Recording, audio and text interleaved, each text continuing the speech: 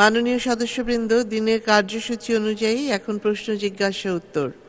তারকা চিহ্নিত প্রশ্ন ৭৩, মাননীয় সদস্য জনাব নুরুন্নবী চৌধুরী ভোলা ৩, আপনি উত্থাপন করুন। মাননীয় স্পিকার, আপনাকে অনেক ধন্যবাদ। আমি নুরুন্নবী চৌধুরী ১১৭ ভোলা ৩, তারকা চিহ্নিত প্রশ্ন ৭৩ আপনার মাধ্যমে এই মহান সংসদে উপস্থাপন করলাম।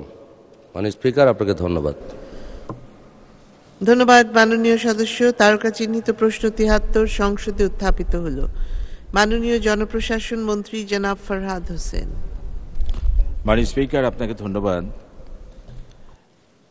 তারকা চিহ্নিত প্রশ্ন ৭৩-এর উত্তরে জনপ্রশাসন মন্ত্রণালয় ২৬টি ক্যাডারে বিসিএস পরীক্ষার মাধ্যমে সরকারের শূন্য পদে এবং নবসৃষ্ট পদে নিয়োগ প্রদান করে।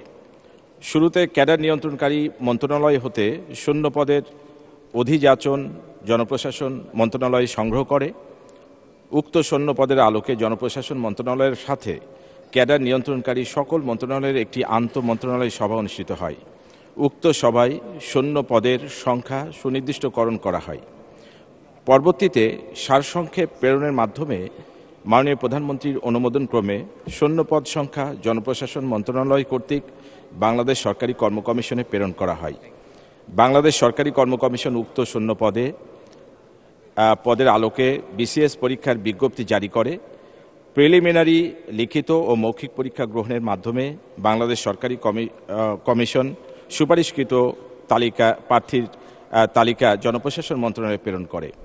উক্ত সুপারিশকৃত প্রার্থীদের যথাযথ এজেন্সির মাধ্যমে প্রাক চাকরির জীবন বৃত্তান্ত যাচাইপূর্বক উপযুক্ত প্রার্থীদের জনপ্রশাসন মন্ত্রণালয় বিসিএস ক্যাডারের প্রবেশ পদে নিয়োগ প্রজ্ঞাপন জারি করে। বিসিএস নিয়োগ পদ্ধতিটি একটি সুপরিকল্পিত কর্মপরিকল্পনার অংশ। তবে কখনো কখনো নিয়োগ বিজ্ঞপ্তি জারি করার পরও কোনো মন্ত্রণালয় হতে সাপ্লিমেন্টারি অধিযাচন প্রাপ্তি সাপেক্ষে চূড়ান্ত নিয়োগের পূর্বে সংশ্লিষ্ট ক্যাডারের প্রবেশ পদে নিয়োগ সংখ্যা বৃদ্ধি করা হয়ে থাকে। বিসিএস এর লিখিত ও মৌখিক পরীক্ষায় উত্তীর্ণ কিন্তু ক্যাডার পদে সুপারিশকৃত নন এমন প্রার্থীদেরকে বিভিন্ন মন্ত্রণালয়ের নন ক্যাডার নবম থেকে 12তম গ্রেড শূন্য পদের অভিযাচনের পরিপ্রেক্ষিতে নন ক্যাডার পদে নিয়োগ বিশেষ বিধিমালা ২০২৩ অনুযায়ী নন ক্যাডার নবম থেকে 12তম গ্রেড পদে নিয়োগের সুপারিশ করা হয়ে থাকে। সংশ্লিষ্ট মন্ত্রণালয় বিভাগ অধিদপ্তর দপ্তর উক্ত শূন্য পদে জনবল নিয়োগ প্রদান করে। এ যাবৎ 40, 41তম, 41তম এবং 43তম বিসিএসের মাধ্যমে নন ক্যাডার নবম থেকে 12তম গ্রেড পদে মোট ৭,৪৪৭ জনকে নিয়োগের জন্য সুপারিশ করা হয়েছে। সরকারের নীতি নির্ধারণ পর্যায়ে সিদ্ধান্তের মাধ্যমে সরকারের প্রাতিষ্ঠানিক কলেবর বৃদ্ধির সাথে সাথে বিভিন্ন মন্ত্রণালয়ের দপ্তর সংস্থার সংখ্যা বৃদ্ধি পেলে পদসংখ্যা বৃদ্ধি পায় এবং বাড়তি লোকবলের চাহিদা সৃষ্টি হয়। তৎপ্রেক্ষিতে বিভিন্ন বিসিএস ও উত্তীর্ণদের চাকরি প্রাপ্তির সুযোগ বৃদ্ধি পেতে পারে। ধন্যবাদ মাননীয় স্পিকার। ধন্যবাদ মাননীয় মন্ত্রী। মাননীয় সদস্য জনাব নুরুন্নবী চৌধুরী একটি সম্পূরক প্রশ্ন করুন। মাননীয় স্পিকার, আপনাকে ধন্যবাদ। আপনার মাধ্যমে মাননীয় জনপ্রশাসন মন্ত্রী মহোদয়কে ধন্যবাদ। আমি আপনার মাধ্যমে মাননীয় জনপ্রশাসন মন্ত্রী মহোদয়ের কাছে জানতে চাই, এই শূন্য পদগুলো বিশেষ করে বিভিন্ন মন্ত্রণালয় সহ বিভিন্ন অধিদপ্তর, ডাক্তার, শিক্ষক সহ সারা বাংলাদেশে এখনও অনেক পদায়নে আমরা আমাদের পদায়ন করতে পারছি না। বিধায় বাংলাদেশের মানুষ যেটা তাদের সেবা থেকে বঞ্চিত হচ্ছে। তো এক্ষেত্রে এই শূন্য পদগুলো দ্রুত আরও কিভাবে উদ্যোগ নিয়ে এগুলো যত দ্রুত এগুলো পূরণ করে আমাদের বাংলাদেশের 18 কোটি মানুষকে তাদের সেবা প্রাপ্তির সুযোগ করে দিবেন। মাননীয় স্পিকার, আপনাকে ধন্যবাদ। ধন্যবাদ মাননীয় সদস্য। মাননীয় মন্ত্রী।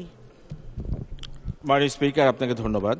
মাননীয় স্পিকার, আমরা সবসময়তেই আমাদের বিভিন্ন প্রতিষ্ঠান, বিভিন্ন আমাদের দপ্তর সংস্থার চাহিদার পরিপ্রেক্ষিতে কিন্তু আমরা তাদের কাছ থেকে আমরা আমাদের যে চাহিদাপত্র সেটি নিয়ে থাকি, যে প্রতি বছর কতজন প্রয়োজন হবে এবং সেই অনুযায়ী কিন্তু আমরা সেটি চাহিদাটি সংগ্রহ করে থাকি। যেরকম 41তম বিসিএসে 2516টি ক্যাডার পদের জন্য আমাদের চাহিদা ছিল, সেটি প্রায় ইতিমধ্যে আমরা প্রায় 4,04,000 আবেদন পেয়েছি এবং এরপরে আমাদের 39তম বিসিএসে এবং 42তম বিসিএস বিশেষ বিসিএস ছিল, সেখানে ডাক্তার নিয়োগ হয়েছে এবং 43তম বিসিএসে প্রায় 2163টি আমরা চাহিদা পেয়েছি এবং সে অনুযায়ী প্রায় 4,42,000 প্রার্থী সেখানে আপনার আবেদন করেছে। এভাবে কিন্তু প্রতি বছর আমরা বিভিন্ন মন্ত্রণালয় থেকে তাদের চাহিদার প্রেক্ষিতে 26টি ক্যাডারে আমরা কিন্তু সেটি নিয়ে থাকি। এরপরেও আমাদের কিন্তু নন ক্যাডার যে নীতিমালা আছে, সেই নীতিমালার আলোকে আমাদের 9ম থেকে 12তম পদে আমরা কিন্তু আমাদের নিয়োগ আমরা করে থাকি, সেটিও কিন্তু আমরা নির্ধারণ করে থাকি বিভিন্ন মন্ত্রণালয়ের চাহিদার প্রেক্ষিতে।